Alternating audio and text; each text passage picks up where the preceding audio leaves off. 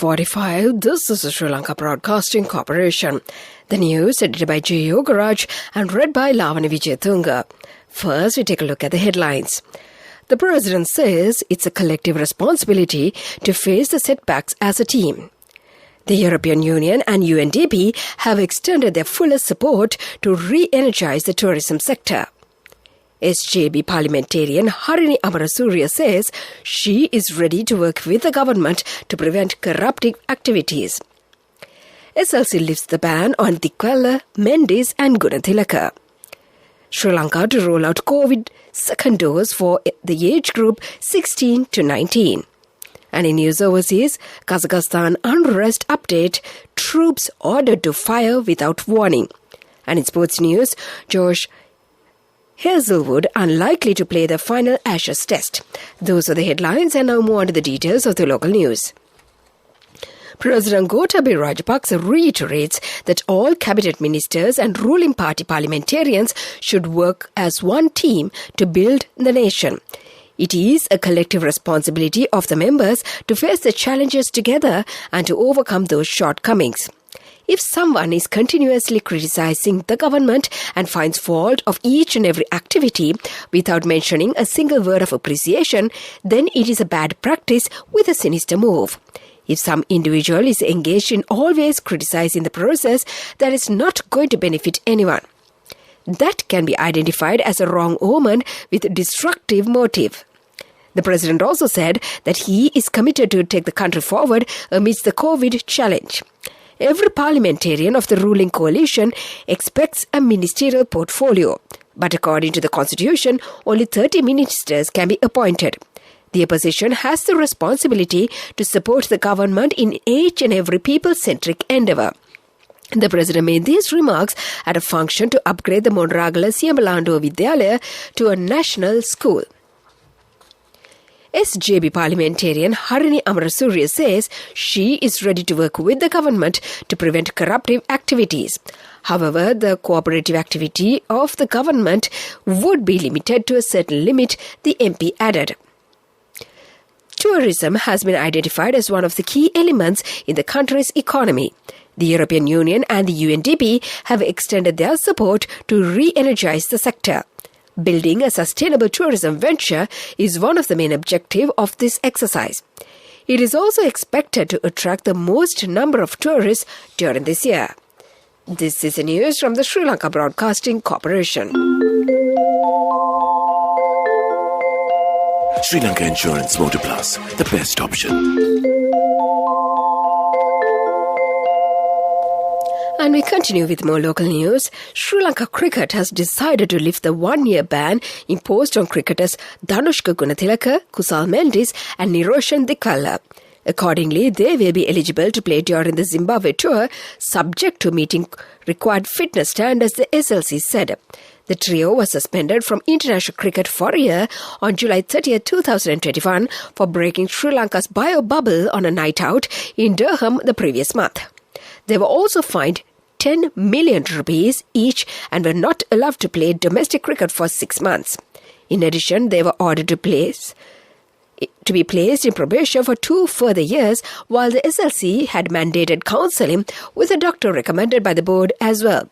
The suspension was shorter than those recommended by the independent panel that had been commissioned to inquire into the incident. The committee, headed by former Supreme Court Judge Nimal Disanayake, had recommended 2-year suspension for Gunathilaka and Mendes, who were deemed to have prior an 18-month suspension for Dikwella. The 3 players were dealt with harshly, partly because of the public backlash against their action.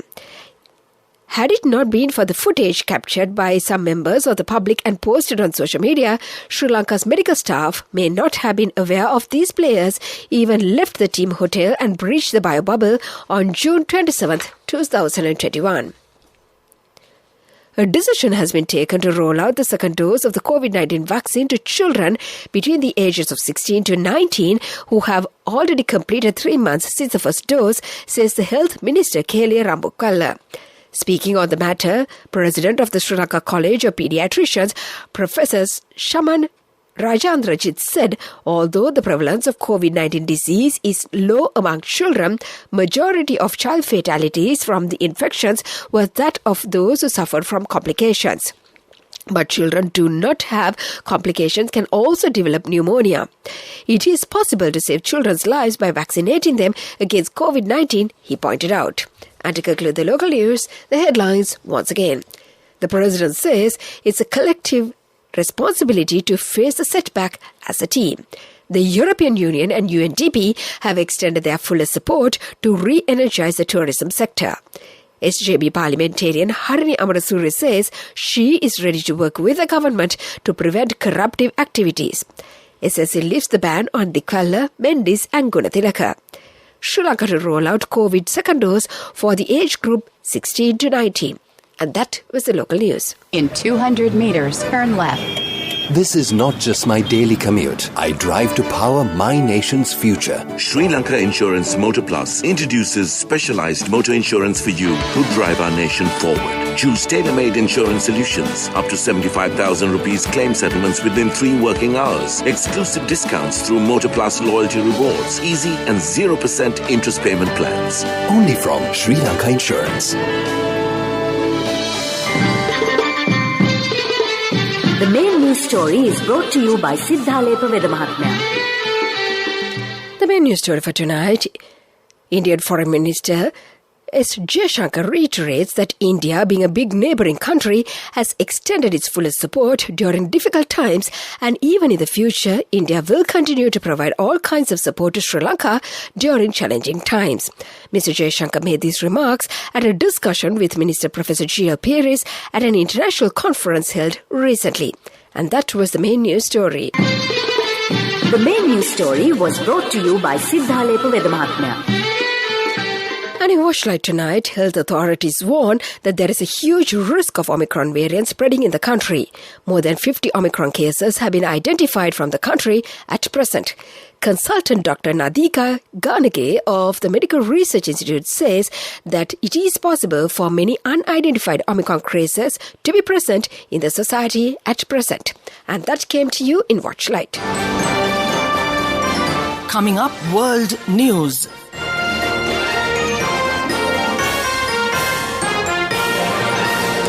Headlines of the world news. Kazakhstan unrest update. Troops ordered to fire without warning. Hong Kong quarantines all 100 guests of a scandal-hit birthday party. Novak Djokovic thanks the fans as he awaits deportation decision. Those were the headlines, and now more to the details of the world news. Kazakhstan authoritarian leader has said he has ordered the security forces to fire without warning amid a violent crackdown on anti-government protests. President Kassym-Jomart Tokayev has also said that 20,000 bandits had attacked the main city of Almaty, the epicenter of the protests sparked by a fuel price hike. He blamed the foreign-trained terrorists without giving evidence. The Interior Ministry says 26 armed criminals and 18 security officers have been killed so far in the unrest. At least 100 people in Hong Kong, including top government officials, have been sent into quarantine after they were found to have attended a large birthday party. Leader Carrie Lam said she was disappointed to hear about the event that involved the city's elite. Parties like these were not illegal at the time, though the government had warned against them and issued specific rules. Tennis star Novak Djokovic had thanked people around the world for their support as he awaits a decision on his deportation from Australia. Djokovic landed this week to play in the Australian Open, having controversially been given an exemption to Australia's vaccination rules. But he was dramatically denied entry on landing. Djokovic had currently in immigration detention in Melbourne with a court challenge due on Monday. And to conclude the world news, the headlines once again. Kazakhstan update. Troops ordered to fire without warning. Hong Kong quarantines all 100 guests of a scandal-hit birthday party. Novak Djokovic thanks fans as he awaits a deportation decision. And that was the world news. Development News is brought to you by Let's take coal out of the coconut tree and make the island thriving and prosperous. Call our hotline 1928. WhatsApp 070 400 1928. And in development news, Morogoro hydropower plant project will be completed by next year. This will generate 30 megawatts upon completion. A sum of $135 million will be spent on this project. The water will be directed through a 3-meter-long tunnel in the process of generating electricity. And that came to you in the segment of development news. Development news was brought to you by the coconut tree is well grown in almost all the parts of the island. It is an exceptional source of extra income. The shell, the husk and almost all the parts of the coconut tree makes you money, providing you with an excellent extra source of income. It will also help to nourish the economy of the country. You will be guided with all necessary informations regarding the coconut cultivation, with the novel cultivation techniques and all other related and upgraded informations by the Coconut Research Institute, Lunavilla. Call our hotline 1928. WhatsApp 070 400 1928.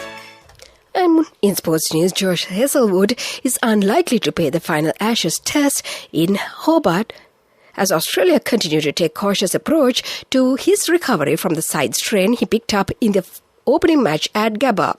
However, Australia is confident that Scott Boland will have no major ill effects from the tumble he took on the final ball of the second session at the SCG, which left him needing a scan on his ribs after his elbow jammed into his side.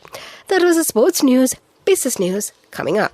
Cash through NSP globally and win wonderful gifts locally. From October 1st, 2021 to December 31st, 2022. Remit a minimum of $100 or an equivalent amount in any foreign currency 3 times through NSB U Trust.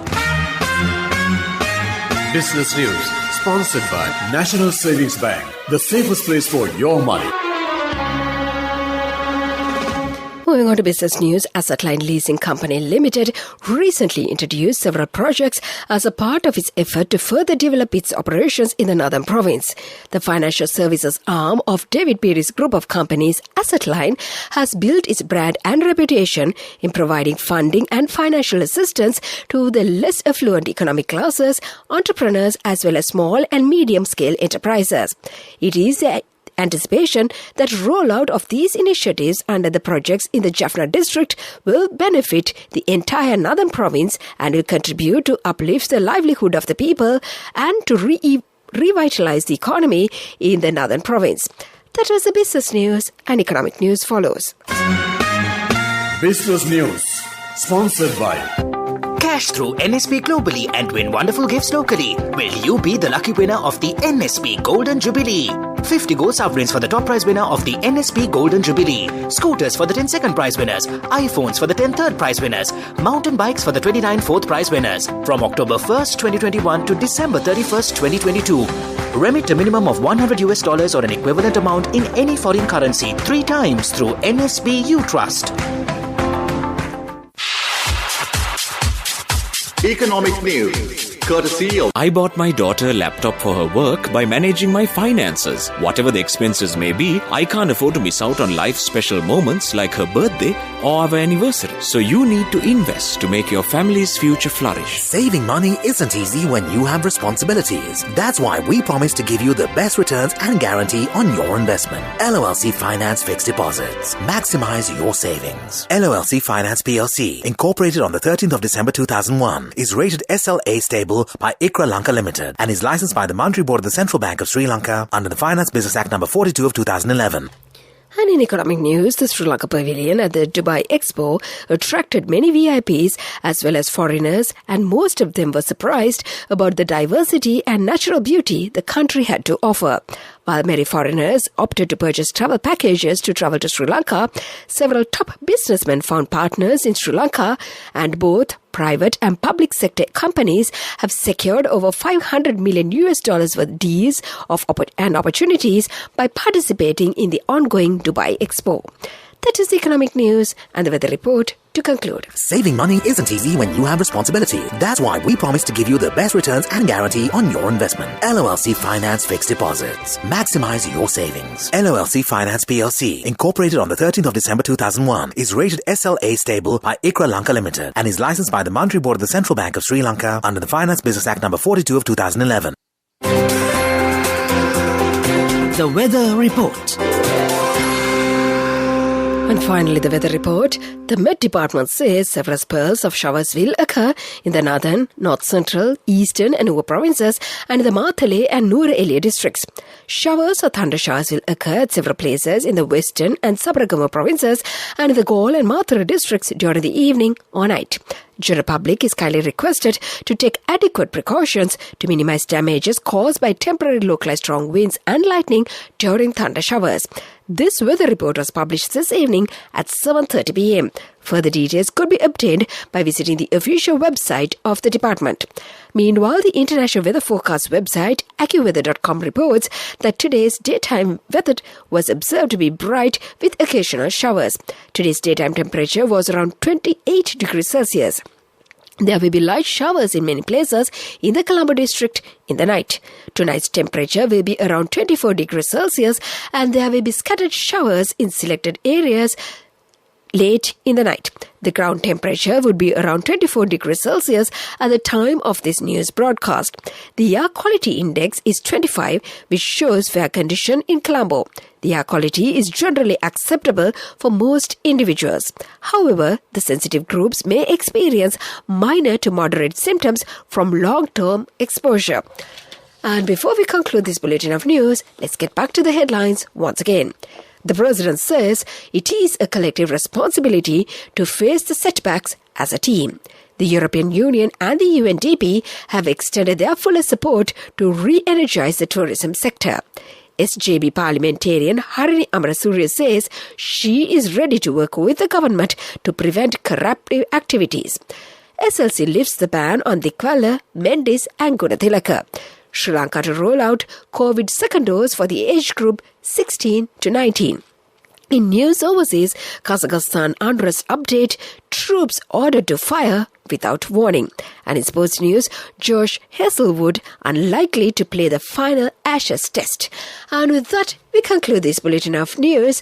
And it's back to your Friday evening regular host of our good friend Saudi Thamam on the other side of the glass panel, the very first Friday evening for the year 2022.